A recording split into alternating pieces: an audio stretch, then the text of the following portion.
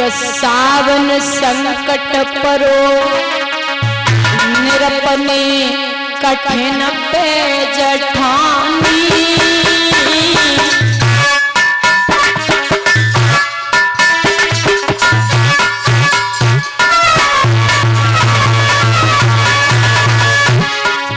राजा बोले सुनो,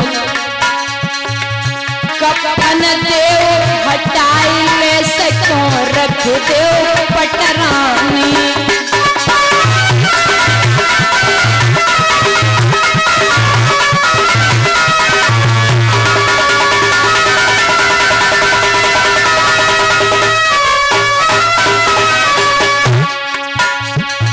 अरे नारायण कफन के भूखे एक टका के काजलनिया मरघट में सूखे।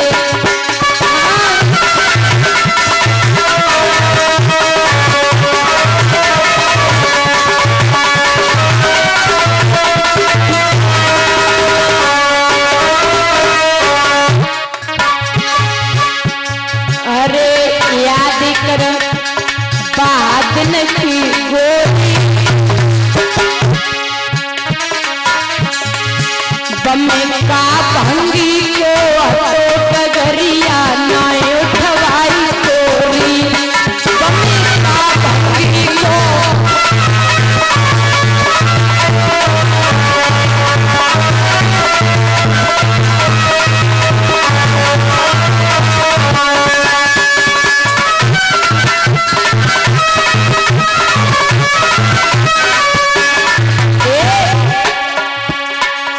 बनी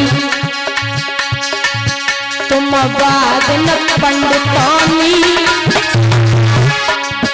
आज घर के लाई लाश बिगाड़न गंगा को पानी। आज घर के लाई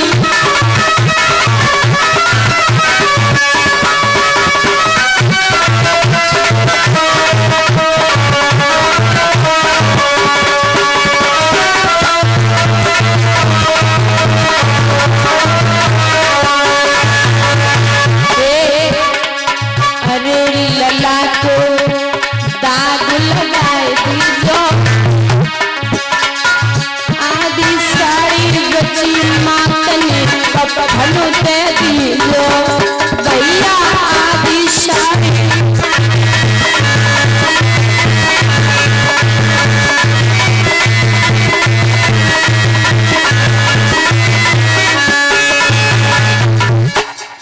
दादा मैया आधी साड़ी पहले से ही पुत्र के ऊपर डाली थी और आधे में से आधी कर दे दिया।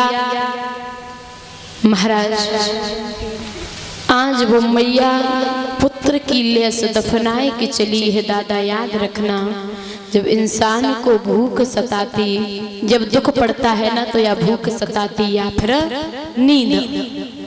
वो मैया दुख की मारी गांव के बाहर एक मठिया थी, वहां सोई गई है, पछाड़े खाएगी गिरी, उसे होश नहीं रहा। इधर विश्वामित्र ने आवाज लगाई है, अरे गांव के लोगों, गांव में एक डायन आई है जो बच्चों को खा लेती है और मार भी देती है।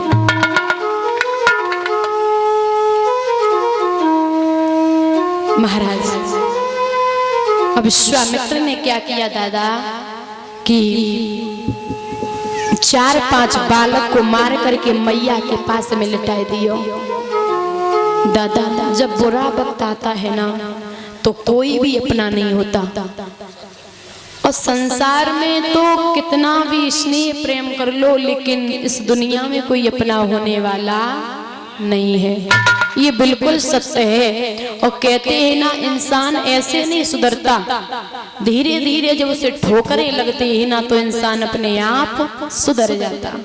ये भी सत्य है। और सुनो दादा, ठोकर लगना भी बहुत जरूरी है।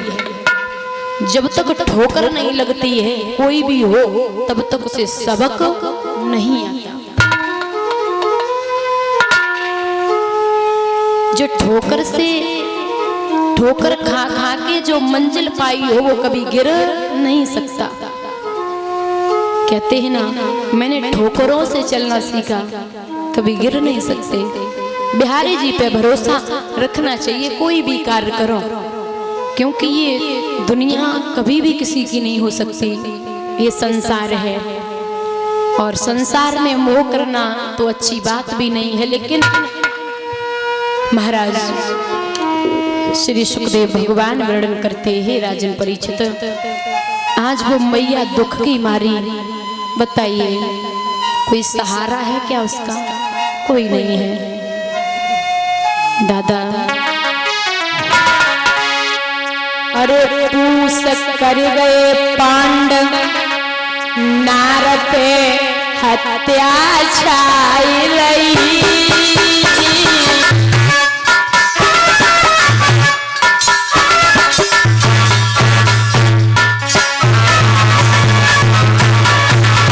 दादा घर घर चर्चा चले नगर में, दाहिने आई गई।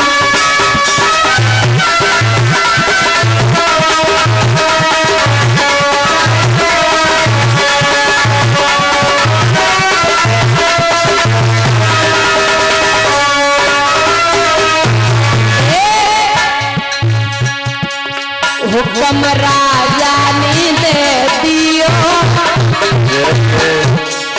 सूखे जात कनात भवकियो राजा को दियो।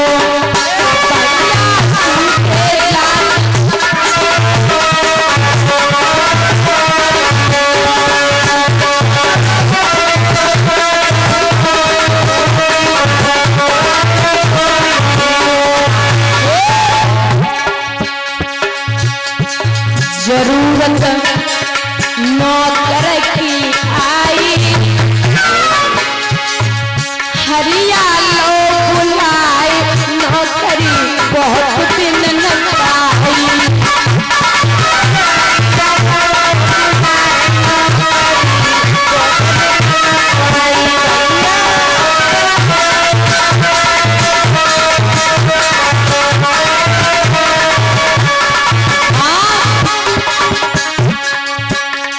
राजा ने नौकरी दे रही, कस पांचों हथियार कटाइन मंदिर में गिरी। राजा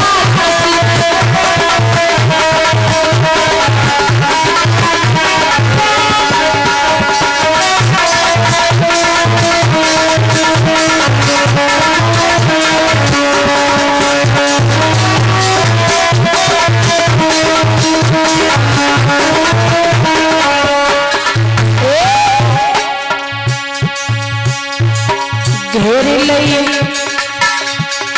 दाइन हत्यारी, गैया सी डटराई पूत की लोभे महाकारी।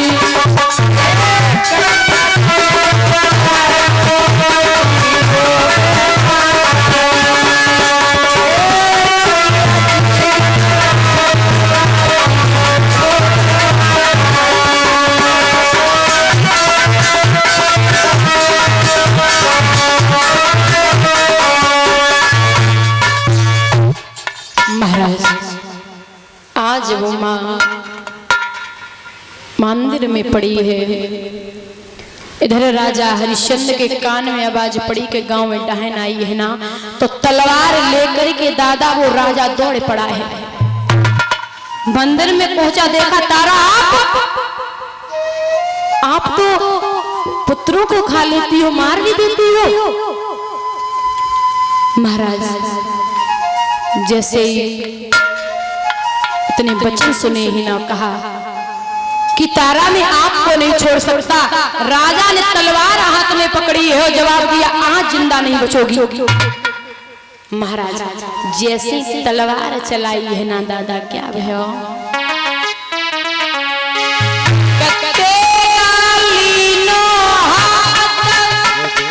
क्रोध के साथ गिरा उच्चारी।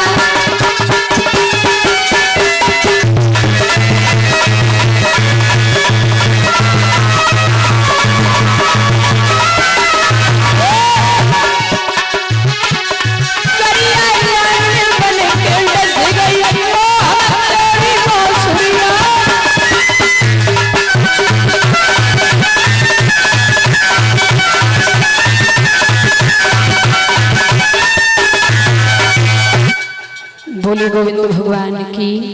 महाराज जैसी तेगा चलायो है ना तो भगवान आए हैं, तुरंत ही प्रभु प्रकट हो गए, विश्वामित्र भी खड़े हैं। जवाब दियो राजा का पागल हो, जो तुम्हारी रानी तारा है पहचान नहीं पाए हो। महाराज बोले हाँ ये बच्चों को खा लेती, मार देती है। भगवान बोले ओरे राजा सच में आप सत्यवादी हो, मुझे आज पता चला तेरी स्त्री है ना वो भी बहुत पतिव्रता है, धर्म पे चलने वाली है। बोले नाथ अगर परीक्षा थी तो मेरा पुत्र कहाँ है? बोले आवाज लगाइए। जैसे आवाज लगाई है रोहित की तो रोहित तुरंत आयो है। तीनों प्राणी आज कहते हैं ना सत्य की हमेशा विजय होती है। दादा बोले भगवान वरदान मांग लो।